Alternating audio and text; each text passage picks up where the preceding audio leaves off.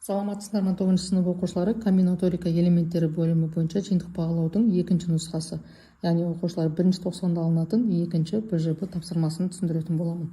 Оқушылар егер қажет болса, каналымда бірінші нұсқасы және жалпы нұсқасы бар, және физика геометрия пәндерінің БЖБ және ТЖБ талдау сабақтары бар. Каналға өтіп сабақтарды қарасаңдар болады. Бірінші тапсырма ұқсастығын табыңдар. Астында қайталанбайтын алмастыру формуласы.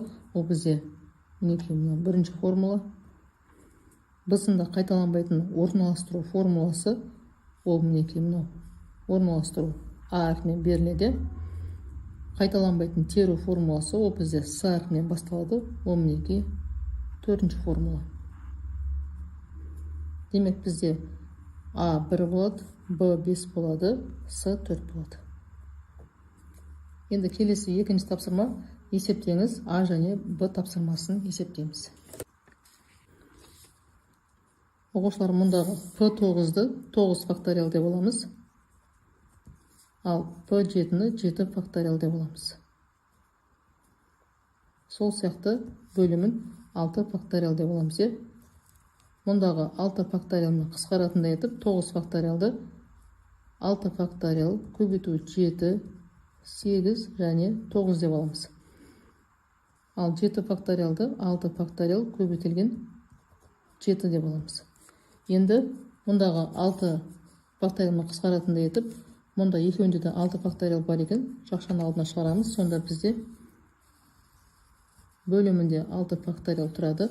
Мұнда жақшаның ішінде 7 көбейту 8 көбейту 9 болады.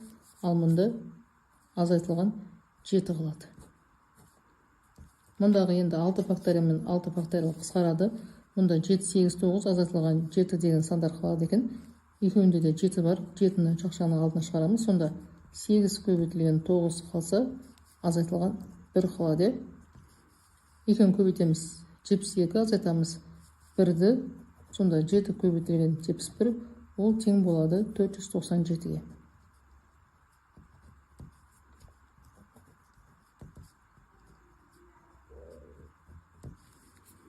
Енді келесі мына өрнекті есептеу үшін ең алдымен алымын есептейміз.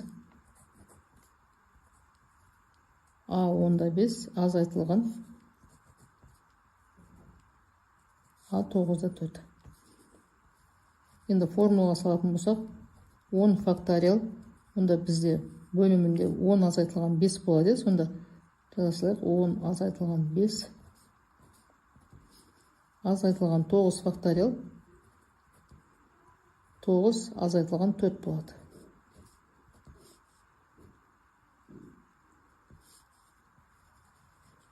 Сонда бөлімінде 5 факториал болады.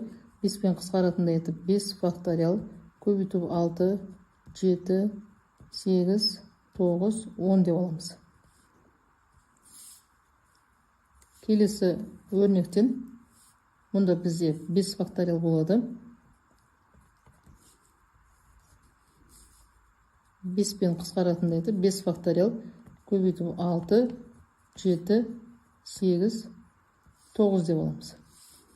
5 факториал мен 5 факториал қысқарады. Мұнда да қысқарады. Сонда мына өрнектен 6, 7, 8, 9, 10 деп аламыз. Азайтылған 6 көбейтілген 7, 8 көбейтілген 9 деп аламыз. Енді екеуінде де 6, 7, 8, 9 сандарын көбейтіндісі бар екен.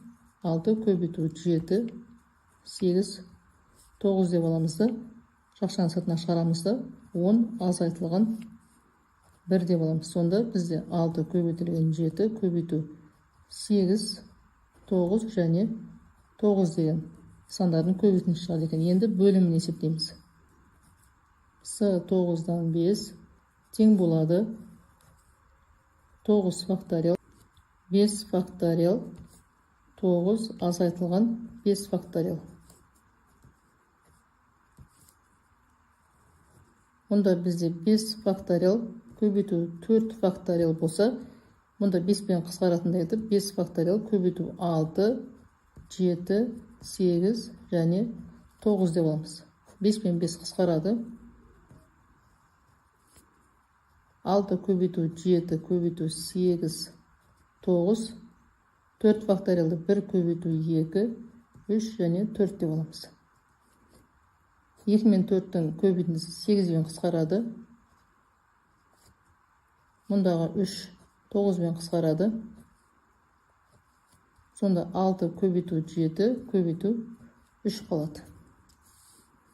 Енді мұнда кеп жазсақ болады, немесе астына бөліп жазайық. Ал 10-да 5, 9-дан 4,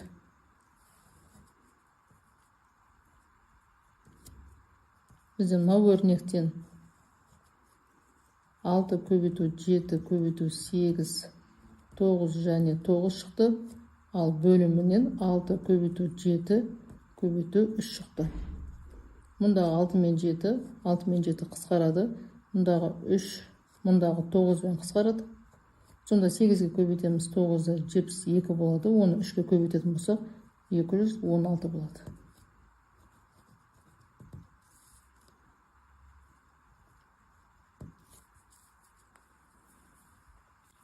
Келесі оқушылар, 3-ші тапсырма оқушыларына бізде 1-ші тапсырма сәйкестігін табу еді. Екіншісі мына 3-ші тапсырма. Жиынтық бағалау үшін 10 түрлі тапсырманың 5-і бір тапсырма үшін таңдалады. Тапсырмалардың неше түрлі нұсқаларын құрастыруға болады. Оқушылар, теоремін есептейміз. 10-нан 5 деп аламыз. 10 факториал 5 факториал 10 азайтылған 5 факториал деп аламыз.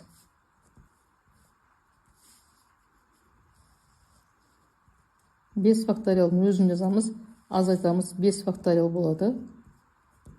Мұндағы 10 факториалдың ішінде 5 факториал бар. Және 6, 7, 8, 9, 10 сандарының көбейтіндісі бар. Мұндағы 5 факториал мен 5 факториал қысқарады.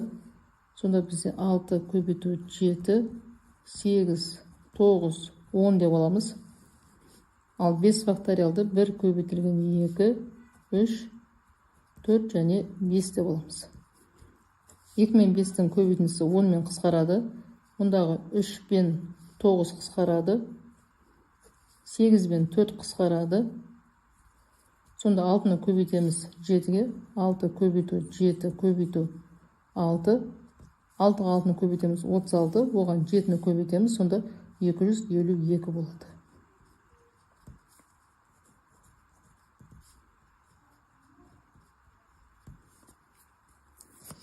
Ал енді оқушылар, 4-ші тапсырмада 5-ке еселік болатындай және әрқайсында қайталанатын цифрлары болмайтындай етіп қанша 6 таңбалы сан құрастыруға болады. Оқушылар, қайталанатын цифрлары болмайтындай деп тұр.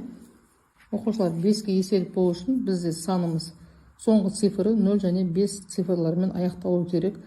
Біз мысалға 0, 1, 2, 3, 4, 5 деген сандарды алатын болсақ, мұнда бізде 0 немесе 5 деген сан тұру керек. Сонда мына бірінші санымыз бізде 1, 2, 3, 4 деген сандардан құрылу керек. Демек 4 түрлі тәсілмен қоя аламыз. Енді мұнда біз 1-ді алып тастасақ 3 түрлі тәсілмен орналастыра аламыз. 2-ні алып тастасақ 3 және 4 деген сандардың бірін қоя аламыз. Яғни 2 тәсілді қоя аламыз. Ал 3 немесе 4 сандардың цифрының біреуін алып тастасақ 1 тәсілмен қоямыз. Енді мұнда біз 0 және 5 сан алатын болсақ 2 түрлі тәсілмен 0-ді немесе 5-ті қоя аламыз.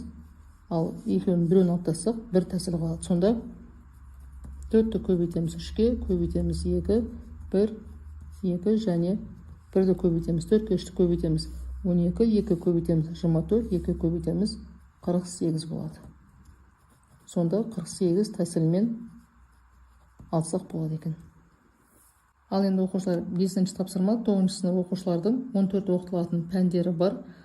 6 әр түрлі сабақтан бір күнге сабақ кестесін қанша тәсілмен құруға болады.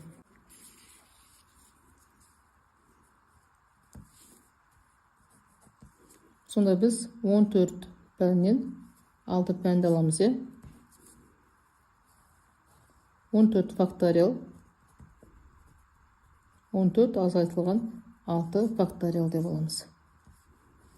14-тен 6-ны азайтамыз, 8 факториал болады. Сонда 8 факториал көбейтілген 9, 10, 11, 12, 13 және 14 деп аламыз. Мұндағы 8 бен 8 қысқарады. Сонда 9-ды, 10-ды, 11, 12, 13, 14 деген сандардың барлығын бір-біріне көбейтіп шығарамыз. Сонда 2.162.160 болады.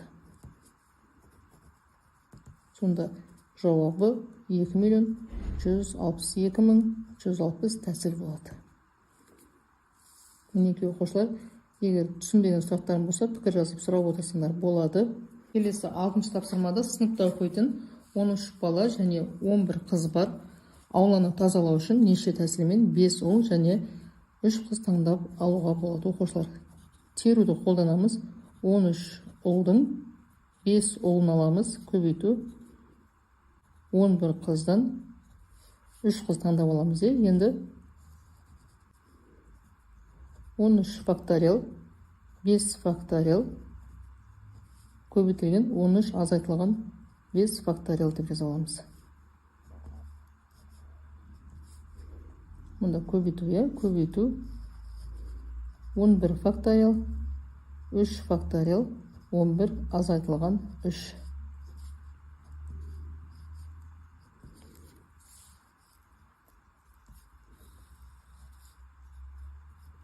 5 факториал көбейтілген 8 факториал.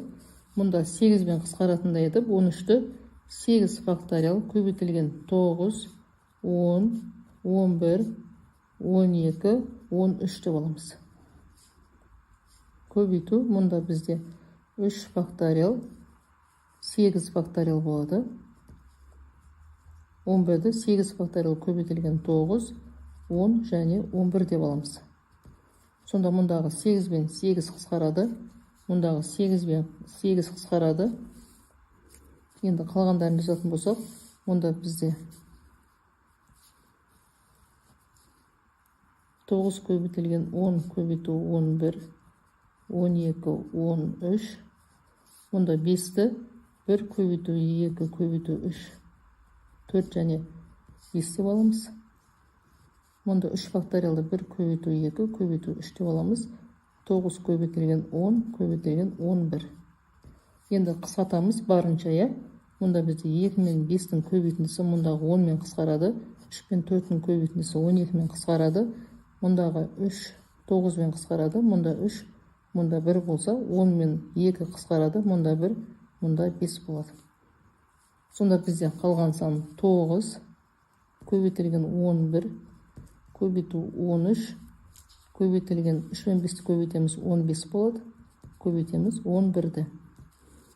Сонда 5 санды көбейтетін болсақ 212.355 болады екен.